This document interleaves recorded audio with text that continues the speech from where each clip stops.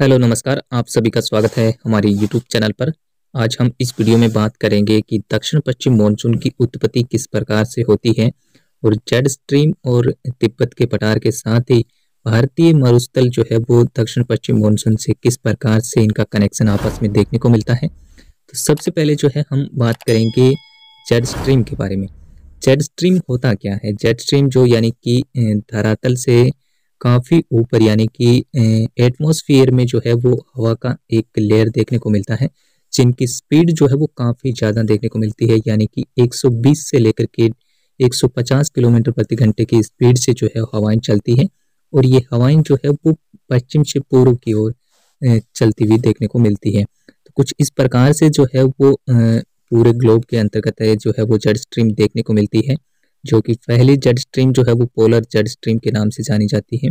और इसके नीचे जो है यानी कि पोलर जेट स्ट्रीम जो है वो 60 डिग्री के आसपास देखने को मिलती है। और वहीं पर जो है वो सब ट्रॉपिकल जेट स्ट्रीम जो है वो 30 डिग्री के आसपास देखने को मिलती है। और यही जेट स्ट्रीम जो है वो दक्षिणी गोलार्ध में देखने को मिलती है। जो सब ट्रॉपिकल यानी कि पश्चिमी जो जेट स्ट्रीम है, ये जेट स्ट्रीम जो है वो भारत के ऊपर से गुजरती है। तो इसका इम्पैक्ट जो है वो भारतीय मॉनसून पे किस प्रकार से देखने को मिलता है, तो इसके बारे में जो है हम डिटेल से बात करेंगे। अगर हम बात करें कि विंटर सीजन के दौरान जेट स्ट्रीम किस प्रकार से प्रभावी हो पाती है। विंटर सीजन के दौरान सूर्य विषुवत रेखा और मकर रेखा के बीच में लंबवत चमकता है, जिसके चलते उत्तरी गोलार्ध के देशों में शीत ऋतु का मौसम देखने को मिलता है। और इसी दौरान जेट स्ट्रीम भी दक्षिणवर्ती हो जाती है और उत्तर भारत से गुजरती है। इसी दौरान पश्चिमी चक्रवात यानी कि पश्चिमी विक्षोभ देखने को मिलते हैं, और जिससे भारत के पर्वतीय राज्यों के साथ मैदानी राज्यों में भी बारिश की गतिविधियां देखने को मिलती है। जब ये मेडिटेरियन सी से पश्चिमी हवाएं गुजरती है तो यहाँ से काफी ज्यादा मात्रा में जलवाष्प लेकर के यानी कि बादल बनते हैं, और यही बादल फिर पश्चिम से पूर्व की तरफ आगे बढ़ते हैं। और जेट स्ट्रीम यहाँ आगे तिब्बत का पठार होने की वजह से दो भागों में विभाजित हो जाता है। उत्तरी छोर तिब्बत के पठार के उत्तरी भागों से गुजरता है और दूसरा छोर तिब्बत के पठार के दक्षिणी भागों से गुजरता है। और तिब्बत के पठार में यहाँ पे हाई प्रेशर क्रिएट रहता है तापमान कम होने की वजह से, यानी कि जब टेम्परेचर लो होता है तो वहाँ पे हाई प्रेशर क्रिएट हो जाता है। और इसी दौरान उत्तर भारत समेत भारत के सभी भागों से पश्चिमा हवाएं देखने को मिलती है, और ये हवाएं विषुवत रेखा तक जाती है, जिसके चलते ही यानी कि उत्तर पूर्वी मानसून भी देखने को मिलता है। इसी दौरान तमिलनाडु में सबसे ज्यादा बारिश की गतिविधियां देखने को मिलती है। और इसी के विपरीत अगर हम बात करें कि समर सीजन के दौरान क्या स्थितियां देखने को मिलती है। अगर हम बात करें कि गर्मियों के दौरान किस प्रकार से जेट स्ट्रीम अपना प्रभाव दिखा पाती है। गर्मियों के दौरान जेट स्ट्रीम काफी ज्यादा उत्तरवर्ती हो जाती है, और ये भारत के ऊपर से नहीं गुजर के यह तजाकिस्तान और चीन तिब्बत के पठार के उत्तर से गुजरती है, जिसके चलते इसका प्रभाव भारतीय राज्यों में पश्चिमी विक्षोभ का प्रभाव कम हो जाता है। और यहाँ पे क्या होता है कि लो प्रेशर क्रिएट हो जाता है, और यही यहाँ पे तापमान ज़्यादा होने की, क्योंकि सूर्य जो है गर्मियों के दौरान कर्क रेखा पर लंबवत चमकता है। इसी दौरान यहाँ पे लो प्रेशर यानी कि हीट ज़्यादा होने की वजह से हवाएं ऊपर की तरफ उठने लगती है, जिसके चलते तिब्बत के पठार और मरुस्थल में, भारत के मरुस्थल में लो प्रेशर क्रिएट हो जाता है।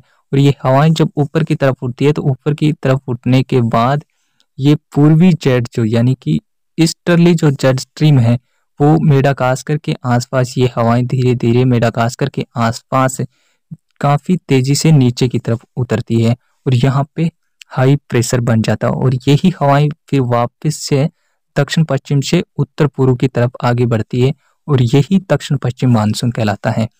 क्योंकि जो तिब्बत के पठार और मरुस्थल में जो लो प्रेशर क्रिएट हो जाता है वही इंडिकेशन करता है दक्षिण पश्चिम मानसून को। और ये जो ईस्टर्ली जेट स्ट्रीम है, ये जितनी तेजी से आगे बढ़ती है, जितनी तेजी से ये मेडागास्कर की तरफ उतरती है, और उसके बाद उतनी ही तेजी से ये जब दक्षिण पश्चिम से उत्तर पूर्व की तरफ चलती है तो उतनी ही तेजी से मानसून आगे की तरफ बढ़ता है। तो इस प्रकार से जो है वो तिब्बत का पठार और भारतीय मरुस्थल है वो भारतीय मानसून से काफी ज्यादा कनेक्शन इसका देखने को मिलता है। और ये जेट स्ट्रीम भी उत्तरवर्ती हो जाती है। तो जहाँ पे लो प्रेशर रहता है, हवाएं लो हाई प्रेशर से लो प्रेशर की तरफ है चलना शुरू कर देती है। और सर्दियों के दौरान यहाँ पे हाई प्रेशर रहता है, जिसके चलते यहाँ से पश्चिमी हवाएं जो है वो भारत के उत्तर से दक्षिण तक चलती है और ये भूमध्य रेखा तक देखने को मिलती है। लेकिन समर सीजन के दौरान ये स्थितियां विपरीत हो जाती हैं और तिब्बत के पठार में जो लो प्रेशर क्रिएट होता है, वही लो प्रेशर दक्षिण पश्चिम मानसून को यानी कि ईस्टर्ली जेट स्ट्रीम के माध्यम से इंडिकेशन करता है कि अब जो है वो दक्षिण पश्चिम मानसून की आगमन होने वाला है। तो इसी प्रकार से जो है ये जेट स्ट्रीम, तिब्बत का पठार और भारतीय मरुस्थल जो है वो मानसून से इसका जो है वो संबंध देखने को मिलता है। और जब तिब्बत के पठार में लो प्रेशर क्रिएट हो जाता है और हवाएं काफी ज्यादा मात्रा में ऊपर की तरफ उठती है, तो उसी समय जो है वो भारतीय मानसून की उत्पत्ति हो जाती है और ये फिर धीरे धीरे दक्षिण पश्चिम से उत्तर पूर्व की तरफ आगे बढ़ना शुरू हो जाता है। तो इसी प्रकार से ये जेट स्ट्रीम और तिब्बत का पठार भारतीय मानसून के लिए काफी ज्यादा संकेत करते हैं। तो इस वीडियो में हमने जाना है तिब्बत के पठार और जेट स्ट्रीम के बारे में कि किस प्रकार से ये भारतीय मानसून पे प्रभावी हो पाते हैं। अगर वीडियो अच्छा लगे तो ज़्यादा से ज़्यादा लोगों तक पहुंचाएं और वीडियो को लाइक और शेयर जरूर करें। इस वीडियो में इतना ही। धन्यवाद। नमस्कार।